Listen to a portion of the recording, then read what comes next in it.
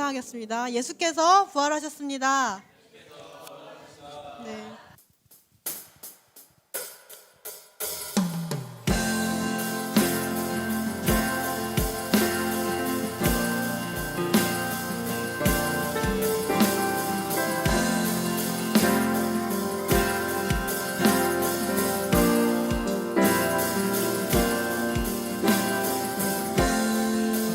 왕이신 하나님, 왕이신 하나님 높임을 받으소서.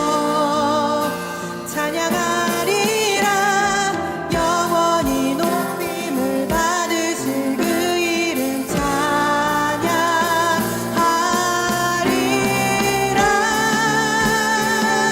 그리스도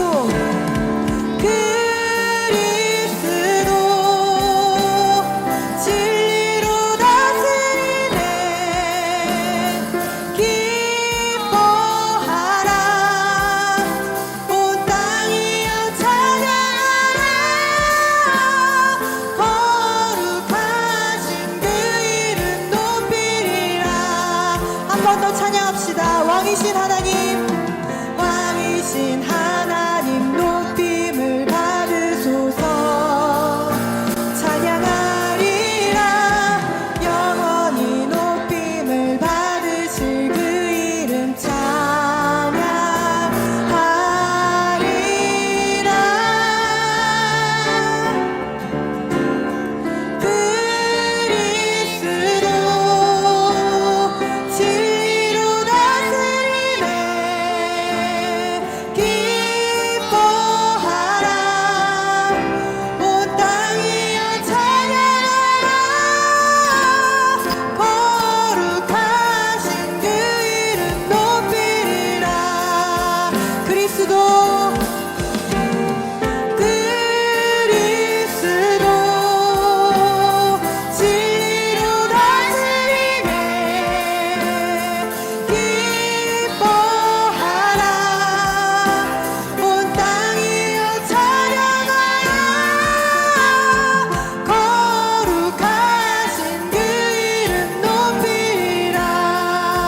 주 이름으로 오셨네.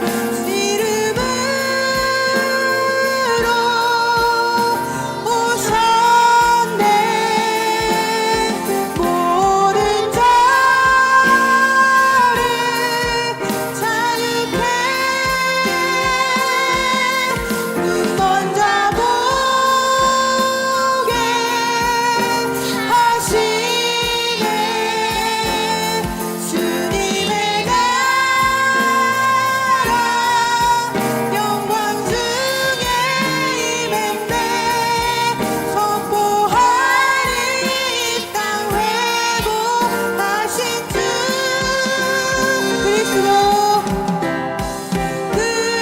그리스도 진리로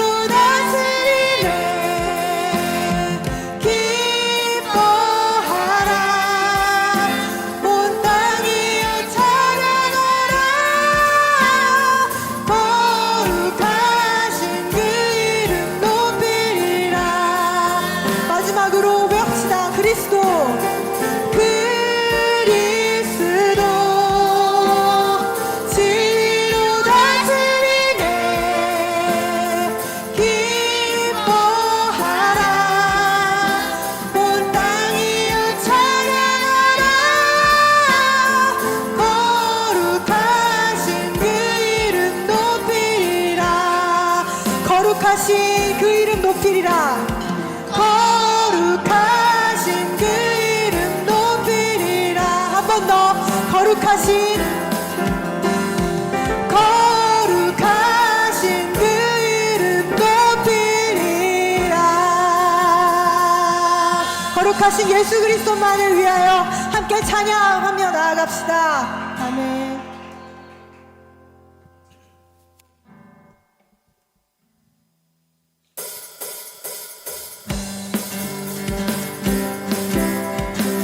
그 무덤에서 나오신 그 부활을 승리로 선포하신 그 예수 그리스도만을 찬양합시다. 예수 살아계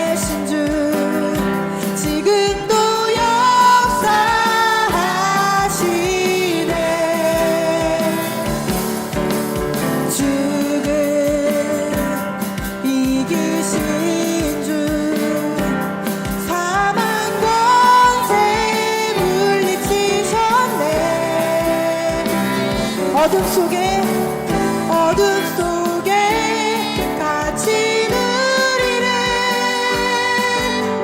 주의 빛으로 부르셨네.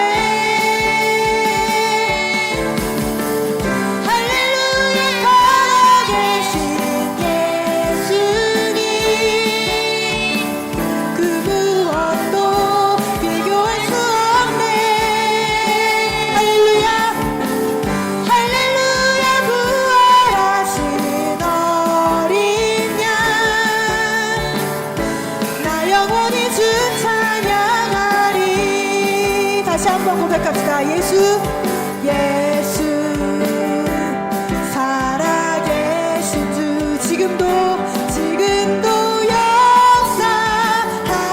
역사하시네. 죽음 이기신 주, 죽음 이기신 주, 사망 권세 물리치셨네. 어둠 속에 같이 누리네 주의 빛으로 부르셨네. 할렐루야 살아계신 예수님, 그 무엇도 비교할 수 없네. 할렐루야 할렐루야 부활하신 어린 양, 나 영원히 주 찬양하리. 할렐루야 살아계신 예수님, 그 무엇도 비교할 수 없네. 할렐루야 부활하신 어린 양, 나 영원히 주 찬양하리. 부활하신 생명의 주님, 부활하신 생명의 주님, 나의 삶에 승리 주시네. 주를 찬양, 주를 찬양. 부활하신 생명의 주님, 나의 삶에 승리 주시네. 주를 찬양, 주를 찬양. 마지막으로 부활하신 생명의 주님, 나의 삶에 승리 주시네. 주를 찬양, 주를 찬양. 할렐루야 할렐루야 살아계신 예수님, 그 무엇도 비교할 수 없네. 할렐루야 부활하신 어린 양, 나 영원히 주 찬양하리. 할렐루야 살아계신 예수님, 그 무엇도 비교할 수 없네. 할렐루야 부활하신 어린 양, 나 영원히 주 찬양하리. 할렐루야 할렐루야 할렐루야 영광의 찬양 주께. 할렐루야 할렐루야 할렐루야 할렐루야 영광의 찬양. 한 번 더. 할렐루야 할렐루야 할렐루야 할렐루야 영광의 찬양 주께. 영광의 찬양 주께. 영광의 찬양 주께. 우리의 모든 영화로우신 그 주님 온전히 우리 주님만을 덮여드립니다.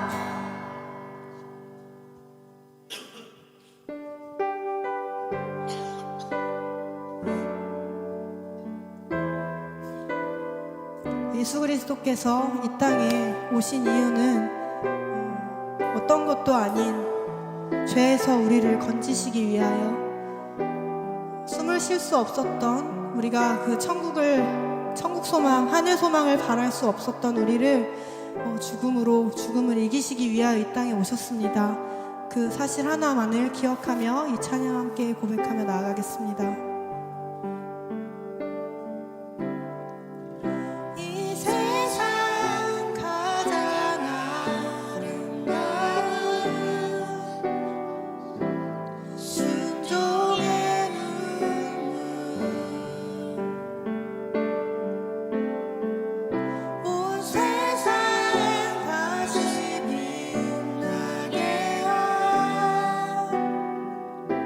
생명의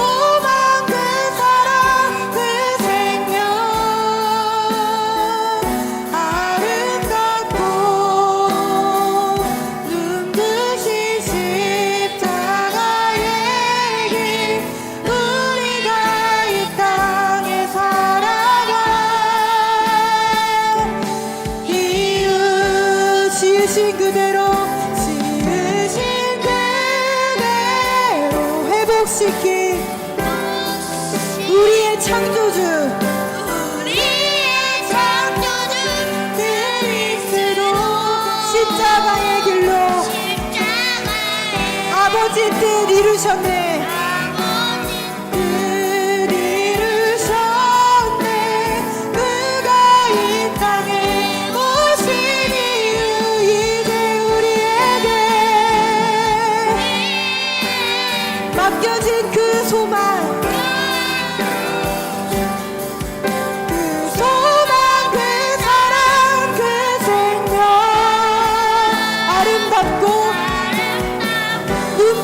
십자가의 길 끝이 십자가의 길 우리가 이 땅에 살아가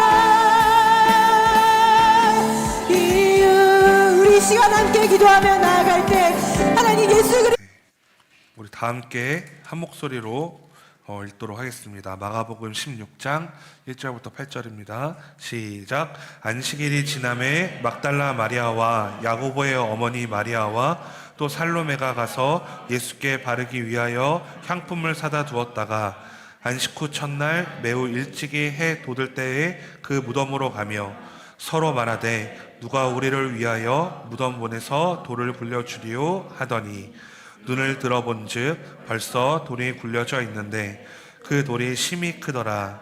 무덤에 들어가서 흰옷을 입은 한 청년이 우편에 앉은 것을 보고 놀라매 청년이 이르되 놀라지 말라. 너희가 십자가에 못 박히신 나사렛 예수를 찾는구나. 그가 살아나셨고 여기 계시지 아니하니라. 보라 그를 두었던 곳이 계시니라. 가서 그의 제자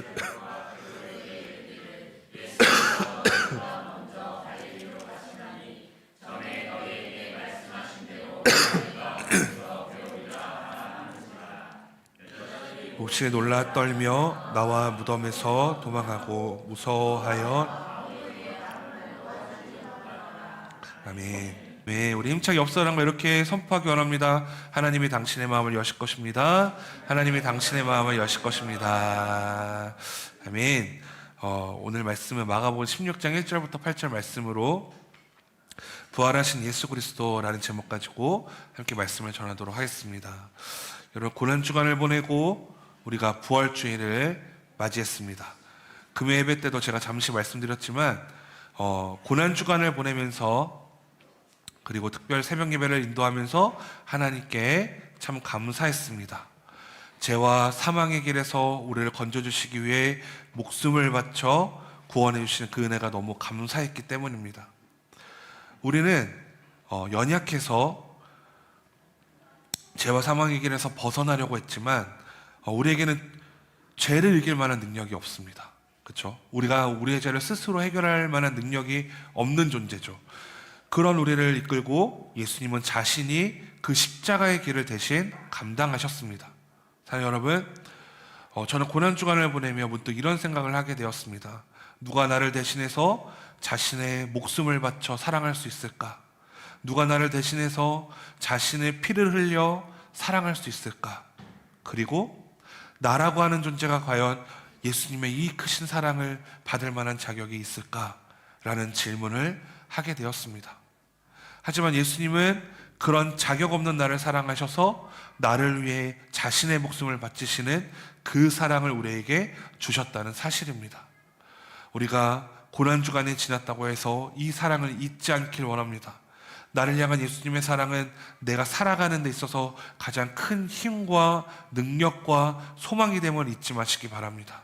내 삶이 힘들고 어렵고 지칠 때 예수님이 자신의 목숨을 바치면서까지 나를 사랑하신다는 것을 기억한다면 우리는 그 무엇도 할 수 있기 때문입니다.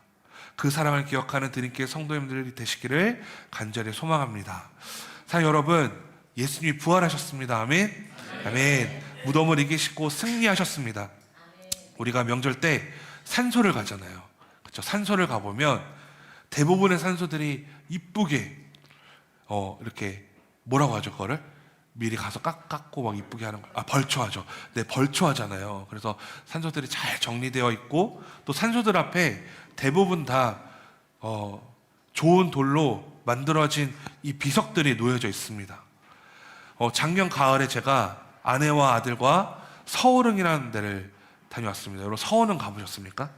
네, 제가 예전에도 한번 말씀드린 것 같은데 서울흥이라는 곳을 갔다 왔는데 이 서울흥이란 곳은 서쪽에 있는 5개의 능이란 뜻이라고 해서 서울흥이라고 합니다. 조선 왕실에 왕릉이 있었다고 합니다. 조선 왕실에 왕릉이 있었는데요. 제가 직접 가서 가보니까 입이 딱 벌어질 만큼 그 묘가 정말 웅장하고 그 비석도 크고 화려했습니다. 아마 크고 화려하게 만든 이유는 누가 봐도 이 묘는 왕의 묘구나 라는 것을 알 수 있게 그 묘를 그 묘에 묻힌 사람이 얼마나 대단하고 큰 업적을 남겼는지를 나타내고 있는 것이겠죠. 그런데 우리의 왕이신 예수님의 무덤은 어떻습니까? 예수님의 무덤은 너무나 초라한 돌무덤이었습니다. 그리고 그 예수님의 무덤 안은 어떠했습니까?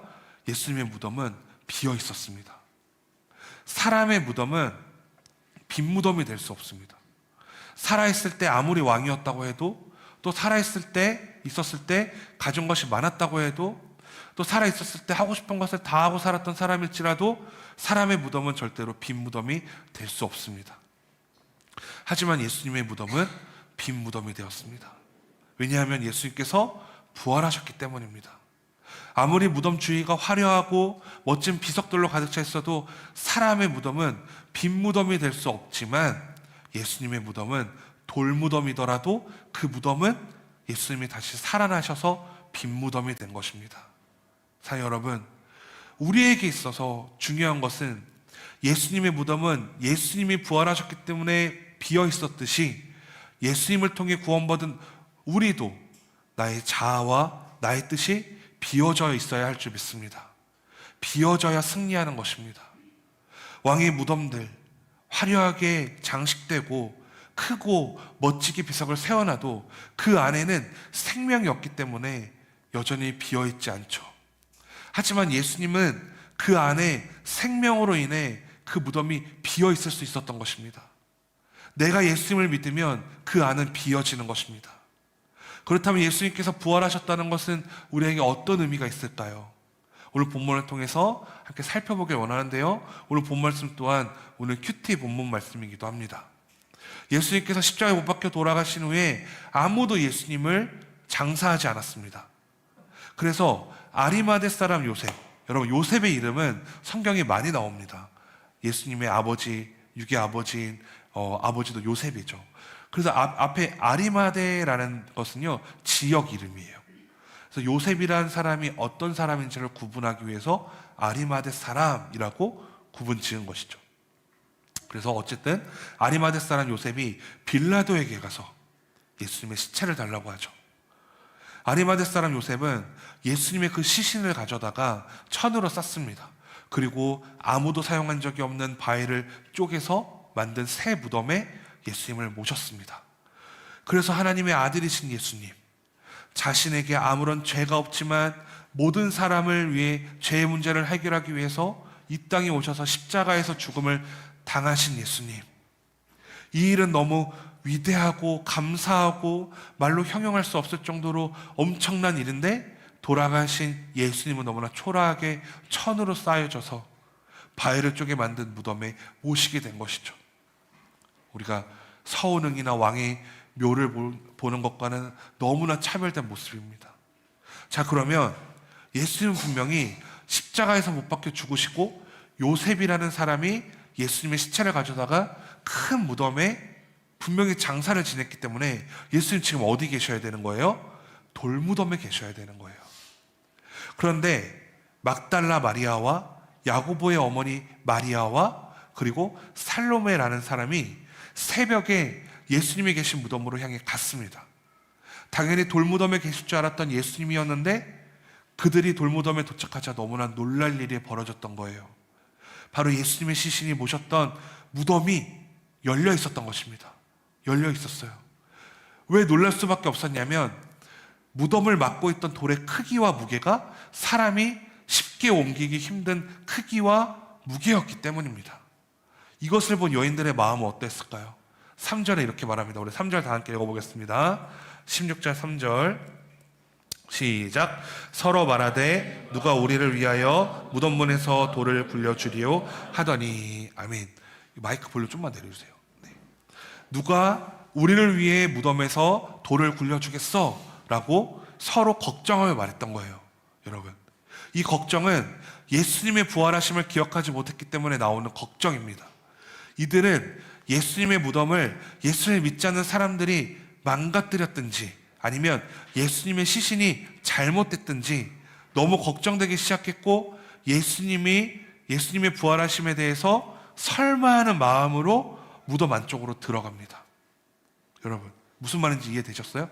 여러분, 자, 이 여인들이 예수님 무덤을 갔는데 무덤이 열려 있었다고요. 근데 왜 깜짝 놀래요? 사람이 힘으로 도저히 그 돌무덤의 입구를 옮길 수 없기 때문에요. 그러니까 이 여인들이 이런 마음을 가진 거예요. 누가 우리를 위해 무덤에서 돌을 굴려주겠어? 라고 서로 걱정하며 말했다는 거예요. 이 걱정은 예수님의 부활하심을 기억하지 못했기 때문에 나오는 걱정입니다. 이들은 예수님의 무덤을 예수님을 믿지 않는 사람들이 망가뜨려다든지 아니면 예수님의 시신이 잘못됐든지 너무 걱정이 되기 시작했고, 이들은 예수님의 부활하심에 대해서 설마하는 마음으로 무덤 안쪽으로 들어갑니다. 여기서 이 여인들의 믿음의 상태가 나타나는 거예요. 예수님은 분명히 십자가에 못 박혀 죽으시기 전에 십자가에서의 죽음과 부활에 대해서 몇 번이나 언급을 하셨습니다. 하지만 여인들은 지난날 예수님께서 말씀하신 그 부활에 대해서 의심했다는 거예요. 우리 또한 이렇게 예수님의 말씀을 의심할 때가 있습니다. 성경 66권을 통해서 주님은 우리에게 말씀하십니다. 성경 66권에 있는 말씀은 성경 안에 있는 성경 인물들에게만, 그리고 그 당시에 쓰여진 사람들에게만 적용되는 말씀이 아닙니다. 바로 오늘날 그리고 그 이후에도 모든 사람에게 적용되는 말씀인 것이죠. 하지만 우리가 때로는 이 말씀을 의심합니다. 그런데 말씀을 의심하는 것을 왜 조심해야 되냐면, 의심의 다음 단계는 말씀을 무시하게 되기 때문이에요. 여러분, 말씀을 처음에 의심하죠. 과연 여인들처럼 말할 거예요. 누가 우리를 위해서 돌을 돌려주겠어? 과연 내가 믿는다고 되겠어? 믿는 자 안에서 모든 걸 살 수 있다고 하셨는데 과연 되겠어? 그 아팠던 아버지가 의심했던 것처럼 하실 수 있으면 해주세요라는 그 믿음이 점점 확대돼서 어떻게 됩니까? 하나님의 말씀을 무시해버린다는 거예요. 이 말씀에서 이 말씀이 필요함에도 불구하고 무시하게 된다는 거예요. 주님을 믿으면서 이 말씀이 나와 전혀 상관없는 말씀, 내가 분명히 예배를 드리지만 말씀을 읽지만 전혀 내 삶과 상관없는 신앙이 되어버리면 결국 나는 하나님과의 관계가 멀어질 수밖에 없습니다. 그래서 우리는 나에게 주신 이 말씀을 목숨과 같이 여겨야 될 줄 믿습니다. 자, 다시 본문에 보면요, 예수님의 무덤 앞에 있던 여인들은 무덤 안쪽으로 들어갔습니다. 그런데 그곳에 한 청년이 흰 옷차림으로 오른쪽에 앉아있는 것이 보였어요. 그리고 그 청년은 여인들에게 말합니다. 6절부터 7절 우리 다 함께 읽겠습니다. 시작. 청년이 이르되 놀라지 말라. 너희가 십자가에 못 박히신 나사렛 예수를 찾는구나. 그가 살아나셨고 여기에 계시지 아니하니라. 보라, 그를 두었던 곳이니라. 가서 그의 제자들과 베드로에게 이르기를 예수께서 너희보다 먼저 갈릴리로 가시나니 전에 너희에게 말씀하신 대로 너희가 거기서 배우리라 하라 하는지라. 아멘. 두려워 말라. 너희 나사렛 예수, 십자가에 못 박히신 그분을 찾는 줄 안다. 그분은 다시 살아나셨다. 그분은 더 이상 여기 계시지 않는다. 너희 눈으로 보는 것처럼 이곳은 비어있다. 자, 어서 가거라. 그분께서 너희보다 먼저 갈릴리로 가신다고 제자들과 베드로에게 말하여라. 그분이 전에 말씀하신 대로 너희는 거기서 그분을 뵐 것이다 라고 천사가 말했다는 거예요. 여러분, 이 여인들에게 말하는 청년은요, 천사를 가리킵니다. 그는 여인들에게 예수님의 부활을 알렸어요. 그리고 그는 예수님께서 죽으시기 전에 제자들에게 하셨던 그 말씀을 다시 전했습니다. 그 말씀은 부활하신 후에 제 아들보다 먼저 갈릴리에 가실 것이라는 말씀이었어요. 이 천사가 예수님의 부활을 여인들에게 알렸습니다. 그러면 예수님의 부활이 주는 의미는 무엇일까요? 여러분, 예수님이 주시는 부활의 그 의미, 예수님의 부활은 예수님이 우리에게 하신 그 약속을 성취한다는 것을 확인시켜 주시는 거예요. 예수님의 부활은 예수님이 우리에게 하신 약속의 성취를 확인시키시는 것입니다. 왜냐하면 예수님은 십자가에 못 박히시기 전에 수차례 부활에 대해 언급하셨기 때문입니다. 예수님은 분명히 이 약속을 성취하셔서 십자가에서 죽으시고 3일 만에 부활하셨습니다. 그래서 부활은 예수님께서 하신 약속의 성취를 확인시켜 주는 거예요. 결국 무덤에 들어가기 전에 여인들은 걱정과 의심뿐이었습니다. 하지만 빈 무덤은 걱정과 의심을 해소할 장소가 아니라 예수님의 부활의 증거 장소였던 거예요. 여러분 이해되십니까? 여러분 이해되세요? 결국 무덤에 들어가기 전에 여인들은 걱정과 의심뿐이었는데요. 맞죠? 무덤에 들어가기 전에 여인들이 돌이 굴려져 있어. 누가 무덤을 망가뜨렸나? 아니면 돌을 누가 굴려서 신신을 훼손시키거나 무덤을 망가뜨렸나? 이런 생각을 하면서 걱정과 의심을 했단 말이에요. 그런데 들어갔더니 어떤 일이 있었어요? 빈 무덤밖에 없었죠. 빈 무덤밖에 없었던 이 여인들은 뭘 했던 거예요? 어떤 감정이 들었어요? 의심과 걱정이 들었다고요. 그런데 그 빈 무덤은 걱정과 의심을 해야 되는 장소가 아니라 예수님의 부활의 증거 장소였다고요. 예수님께서 약속을 성취하신 그 장소였다는 거예요. 다시 말해서 예수님께서 돌아가시기 전에 말씀하셨던 약속의 성취 장소가 바로 그 빈 무덤이었다는 거예요. 사람들은 어쩌면 실망할지도 모릅니다. 야, 빈 무덤이야. 예수님 어디 계신 거야? 걱정과 근심거리 이런 것들이 많을 수밖에 없어요. 하지만 예수님이 분명히 말씀하셨어요. 이 모든 것을 다 예언하셨어요. 그래서 이 빈 무덤은 예수님의 부활에 대해서 의심하고 있던 여인들의 마음이 예수님이 하신 약속의 성취 장소로서 부활의 기쁨과 부활의 감사함을 고백할 수 있는 장소가 된 것입니다. 이 말씀을 통해 우리도 깊이 생각하기 원합니다. 사랑 여러분, 여러분과 저에게도 오늘 말씀에 나오는 이 빈 무덤과 같은 장소가 있으십니까? 예수님을 의심할 때가 많지만 이 빈 무덤을 보고 난 뒤에 예수님의 약속이 이루어지는 그 장소가 나에게도 있어야 됩니다. 이 점이 왜 중요하냐면 우리는 하나님의 말씀을 우리 중심에 삼고 살아가는 그리스도인이기 때문입니다. 내가 교회 다니지만 주님이 주신 말씀이 이루어질 것이라는 믿음과 확신을 잃어버린다면 하나님의 역사가 이루어질 수가 없어요. 여러분 진짜예요.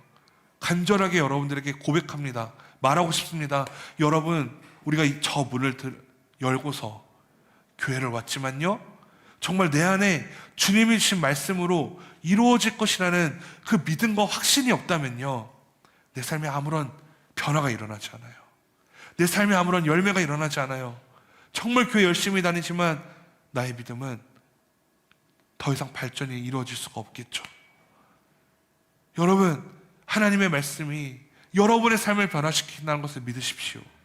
그리고 하나님의 약속은 반드시 이루어진다는 것을 여러분 믿으십시오. 왠지 아세요? 그 부활은 하나님이 돌아가시기 전에 하셨던 그 약속이 이루어졌다는 것을 많은 사람들에게 선포하는 거예요. 봐봐, 내가 살아났잖아. 봐봐, 이곳은 빈 무덤이잖아. 이곳은 더 이상 두려워하고 걱정하고 의심할 장소가 아니라 내가 너희들과 함께 했던 그 약속이 이루어지는 약속 성취의 장소야 라고 말하는 부활의 증거 장소라는 거예요. 사랑하는 여러분, 우리에게도 이런 빈 무덤이 있을 것입니다. 그곳을 처음 봤을 때는 두려움과 걱정과 근심으로 가득 찼지만 그곳에 반드시 무엇이 있습니까? 하나님의 말씀이 있고 하나님의 약속이 있다면요, 그곳은 반드시 변화되는 곳이에요. 여러분, 무엇인가를 새롭게 되길 원하시고 무엇인가를 향해서 달려가고 계십니까? 무엇을 준비하고 계십니까? 그곳은 우리의 두려움 장소가 될 수밖에 없어요. 우리는 연약하니까요. 하지만 그곳에 반드시 하나님의 말씀이 있고 그곳이 기도로 심겨진 곳이라면요, 반드시 변화될 줄 믿습니다. 반드시 변화될 줄 믿어요. 여러분, 제가 이번에 고난주간 기간 동안에 기도회를 하면서 정말 감사했어요. 정말 감사했던 것이 자발적으로 새벽 예배를 참석하고 성금요일 예배도 정말 그렇게 많이 나오실 줄 몰랐어요. 숫자가 다는 아니지만 예배하기 위해서 힘쓰잖아요. 또 영상으로도 그렇게 들으시고 너무나 감사했습니다. 처음에 어쩌면 저는요, 이곳이 빈무덤과 같았어요. 처음에 이곳을 왔는데 정말 한숨밖에 안 나는 거예요. 석회로 만들어진 그 오염된 물질들이 가득 찬 천장과 파티션들로 나눠져 있는 공간들, 곰팡이 쓴 공간들, 더 이상 장소는 구할 수가 없고 방황할 수밖에 없었어요. 처음에 계약된 곳은 이미 흐트러졌고 더 이상 갈 곳이 없어서 막 방황했잖아요. 기한은 없었고요. 그렇죠? 왜냐하면 전에 있던 곳이 3월까지 나가야 됐기 때문에 기한은 점점 다가오고 있고, 이곳을 봤는데 인간적인 마음으로 마음에 들지 않는 거예요. 너무 지저분했기 때문에. 그런데요, 여러분, 이곳이 우리가 가진 곳으로 채워지는 것이 아니었습니다. 기도로 채워지고 말씀으로 채워지니까요, 이곳이 빈무덤이 되어서 하나님의 약속 성취 장소가 되었어요. 왜냐면요, 제가 정말 개인적으로 기도했던 기도 제목이 이루어졌거든요. 저에게 있어서는요. 하나님, 예배할 장소를 허락하여 주시옵소서. 주님께 집중할 수 있는 장소를 허락하여 주시옵소서. 더 확장될 수 있는, 우리의 사역이 더욱더 넓혀질 수 있는 공간을 허락해달라고 우리 함께 기도하지 않았습니까? 처음에 왔을 때 한숨밖에 나오지 않았지만 그것들이 기도와 말씀과 찬양으로 채워지니까 어떻게 됐어요? 정말 그 사역들이 이루어지고 있어요. 아무도 아멘 안 하시네요. 아멘이십니까? 아멘. 여러분의 가정이, 여러분의 사업장이, 또 여러분의 직장이 눈에 보이는 것으로 판단하면 안 됩니다. 눈에 보이는 것은요, 제가 경험해 보니까, 이 교회를 세워보니까 정말 일시적인 거예요. 아무런 도움과 능력을 주지 못해요. 그곳에 무엇으로 심겨져야 돼요? 기도와 말씀과 믿음의 확신으로 심겨진다면 그곳은 변화돼요. 변화됩니다. 변화됩니다. 여러분, 진짜예요. 그래서 오늘부터 우리가 해야 될 게 뭐예요? 내가 빈무덤을 찾는 거예요. 변화돼야 될 곳을 찾는 거예요. 그런데 그 빈무덤을 보시고 여인들처럼 두려워하지 마십시오. 의심하지 마십시오. 그곳은 반드시 하나님의 말씀이 있는 곳이라면, 기도로 채워진 곳이라면 여러분, 그곳은 변화되게 되어 있습니다. 여러분, 이 시대에 많은 교회들이 무너져 가고 있고, 제가 매달마다 통계를 받는 이메일이 있거든요. 갑자기 이름이 생각이 안 나는데, 기독교 단체인데 설문조사를 해서 매달마다 이제 통계가 들어오는 게 있어요. 교회들이 무너지는 속도가, 그래프가 예전에는 굴곡이었어요. 교회 숫자가 늘어날 때도 있고 줄어들 때도 있었는데, 제가 받는 요즘 통계는요, 하향 곡선이에요. 무서울 정도로 교회들이 점점 힘을 잃어가고 있다는 것이죠. 너무나 마음이 아프고 두렵기도 했습니다. 하지만 하나님이 저에게 주신 마음은 어떤 마음이었냐면, 드림교회가 하나님의 말씀으로 정말 온전한 믿음 가지고 방황하지 않고 주님만 바라본다면 무너지지 않는다는 거예요. 믿어주세요. 왜 교회가 무너질까? 너무나 제가 건방진 말일 수도 있겠지만, 왜 교회가 무너질까요? 교회가 교회되지 못하니까 무너지는 거죠. 교회가 교회다워져야 그 교회에서 은혜를 받고 믿음을 얻는데, 교회가 세상과 다를 게 없으면 왜 교회 나옵니까? 아니에요, 여러분. 교회가 하나님을 예배하는 곳이 세상과 다른 것 없는 프로그램으로 가득 찬다면 사람들은요, 교회 나올 필요가 없어요. 이곳이 즐거운 오락과 어떠한 프로그램으로 가득 찬다면요, 그것이 우선순위 된다면요, 세상에 더 재밌는 게 더 많아요. 세상에 즐거움을 주는 게 더 많아요. 이곳에 오면요, 예배하기 힘들어요. 세상의 것들이 너무 즐거운 게 많잖아요. 그럼에도 불구하고 우린 집중하는 거예요. 주님께 집중하는 거예요. 예배하는 본질을 찾아 나아가는 거예요. 그러면 교회는 무너지지 않아요. 또 건방진말 하나 해볼까요? 우리 교회는 가진 것이 없는 교회지만 하나님이 무너지지 않게 하십니다. 저는 그 이유가 하나예요. 하나님을 두려워할 줄 아는 교회이기 때문이라고 생각해요. 두려워요. 제가 감히 선포합니다. 감히 선포합니다. 동의를 구하지 않았지만 담임 목사로서 이런 담대함과 깡도 있어야 된다고 생각해요.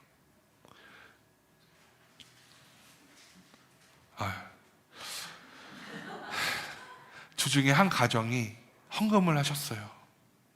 여기 계십니다. 근데 그 액수가 중요한 건 아니에요. 그런데 깜짝 놀랐다는 표현도 그렇지만 좀 많았어요. 근데 하나님이 주신 마음은 두려운 마음이었어요. 교만해지지 말자. 낮아지자. 겸손해지자. 그래서 동의를 얻지 않고 아침에 동의를 얻으려고 했는데 타이밍을 놓쳤습니다. 그 중에 10분의 1을 이웃과 함께 하자. 어려운 이웃에게 함께 하자는 거였어요. 아무도 아멘 안 하시네요. 여러분, 그게 맞는 거죠. 그게 맞는 거예요. 사실 쉽지 않아요. 우리 교회 쉽지 않습니다. 재정적으로 쉽지 않아요. 하지만 하나님이 주신 거예요. 하나님이 주님의 일을 감당하러 하셨다면 그것에 대해서 만족하고 감사하며 또 그 중에 다는 못 드릴지라도 그 중에 10분의 1이라도 어려운 이웃에게 그 사랑을 나눌 줄 아는 게 교회가 교회다운 모습이라고 생각합니다.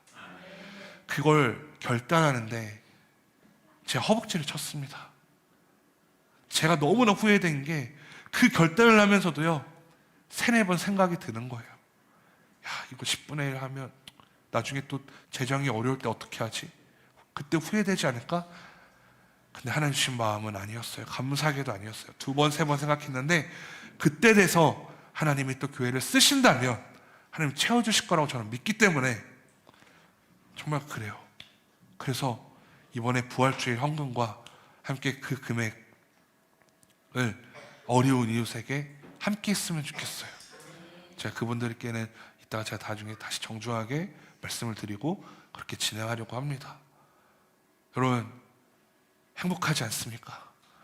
나눌 수 있다는 것, 큰 결단이지만, 큰 어려움이지만, 제가 그래서 저희 아버지한테 어제, 아버지가 케냐를 갔다가 어제 오셨어요. 그래가지고 이제 제가 공항에 마중을 나갔는데, 왜냐면 교회 성도들은 이제 막 아버지 대신해서 막 그 계란 준비하고 막 이래야 되니까. 근데 이제 제가 마중을 나가는데 아버지가 모자를 쓰고 오신 거예요. 모자를 절대 안 쓰시거든요. 근데 제가 아버지 왜 모자를 쓰셨어요? 그랬더니 어머니가 아빠 이제 오늘부터 모자 쓰실 거야. 갑자기 그러시는 거예요. 그래서 항암 치료할 때 머리를 이제 빡빡 미셨을 때 그때 빼고 모자를 안 쓰시거든요. 근데 모자를 딱 쓰셨는데 알고 봤더니 그 케냐에서 머리가 찢어지신 거예요. 그 일을 하시다가. 근데 거기 전기도 잘 안 들어오는 병원에서 이제 머리를 힘들게 꼬매시고 이제 오신 거죠. 그래서 빨리 이제 응급실로 모셔드렸고 이렇게 있는데 또 응급실에 갔는데 전산 처리가 갑자기 망가졌다고 안 받아주는 거예요. 그래서 이런 게 어딨냐고. 응급실인데 응급 환자가 왔는데 뭐 전산 처리가 안 된다고 이렇게 안 내주면 어떡해요? 막 그러다가 다른 병 갔는데 제가 그래서 막 그 상황에서 제가 막 자랑하고 싶은 거예요. 아버지, 우리 교회 어떤 성도님들이 헌금을 하셨어요. 그래서 얼마나 이렇게 많이 했는 말 안 했지만 이렇게 많이 하셨어요. 그랬더니 야, 너네 교회 진짜 하나님 역사하시잖아. 이거 봐. 잘하고 열심히 하나님 예배하고 교만하지 말고 주님께 그렇게 열심히 이렇게 하니까 하나님이 기뻐 받으시는 거야. 그 마음이 전달됐어요. 그러니까 그 말이 맞는 것 같아요. 여러분, 제가 지금 돈을 얘기하는 게 아닙니다. 하나님이 우리를 꾸준히 이렇게 흘러가게 하신다는 거예요. 다음 주가 어떤 날인지 아세요, 여러분? 다음 주 어떤 날이에요? 원래 이번 주여야 돼요. 이번 주가 어떤 날인지 아세요? 부활주일 말고. 창립감사주일이에요. 아무도 모르셨죠? 왠지 아세요? 저도 기억을 못했어요. 이번 주 너무 아팠어가지고 제가 저기다 써놨는데 기억을 못한 거예요. 근데 감사한 거예요. 왜냐면 부활주일에는 부활주일만 집중하고 다음 주에는 감사주일로 지키는 거예요. 여러분, 이제 2019년도에 창립을 하고서 우리 교회가 지금에 오기까지 이 사역을 쉬지 않게 하시는 거예요. 나누고 함께하는 사역. 여러분, 기쁨으로 우리가 정말 그 사역을 감당하며 나아갔으면 좋겠습니다. 자, 여러분, 이제 마무리하겠습니다. 예수님은 말씀대로 이 땅에 오시고 말씀대로 죽으시고 말씀대로 다시 살아나셨습니다. 모든 것이 하나님의 말씀대로 이루어진 것입니다. 예수 그리스도의 나는 구원받는 그런 선물을 받게 되었습니다. 그 구원의 선물을 받은 우리는 지식으로만 아는 것이 아니라 삶으로 고백되어야 될 줄 믿습니다. 우리를 위해 죽으시고 다시 사신 예수님의 사랑과 은혜를 삶에서도 기억하면서 그 복음을 증거하는 삶을 우리가 이제는 살길 원합니다. 여러분, 부활을 증거하는 삶을 사십시오. 예수님이 다시 살아나셨다는 그 증거를 온 세상 가운데에 널리 전하는 여러분과 제가 되기를 간절히 소망합니다. 우리 시간에 기도하는 시간 갖겠습니다. 우리 시간에 주 앞에 기도할 때, 주님, 나를 위해 죽으시고 다시 사신 예수님 감사합니다. 그 부활을 증거하는 자가 되게 해주시고 부활 신앙으로 우리가 나아가는 자 되게 해달라고 우리 한 목소리로 기도하며 나아가겠습니다. 하나님 감사합니다. 아버지, 주님께서 우리를 위해 죽으시고 우리를 위해 다시 사신 그 예수 그리스도의 사랑과 은혜를 기억하는 우리 모두가 되길 소망합니다. 주님, 그 부활의 신앙을 갖게 해주시고 부활의 의미를 우리가 되새기며 우리가 아버지와 많은 사람들에게 부활의 복음을 전할 수 있는 우리 모두가 되게 하여 주시옵소서. 나를 위해 다시 사셨습니다. 아버지, 그 무덤은 빈 무덤이었지만 그 무덤은 초라한 무덤이 아니라 예수님의 약속의 성취가 되는 무덤이었고 예수님의 능력이 나타나는 그러한 무덤이었습니다. 예수님이 다시 살아나셨다는 증거의 무덤이었습니다. 주여, 우리가 가진 곳이 그러한 초라한 곳일지라도 그곳에 말씀이 있다면, 또 말씀이 심겨져 있다면 그곳은 예수님이 아버지 증거되는 능력의 장소임을 믿습니다. 주님, 우리가 부활의 능력을 가지고 살아가는 자 되게 해주시고 우리가 부활의 능력을 경험하기 위해서 말씀과 기도와 찬양과 예배를 쉬지 않게 하여 주시옵소서. 날마다 우리를 사랑하시는 그 주님의 은혜를 경험하며 살아가게 하여 주시옵소서.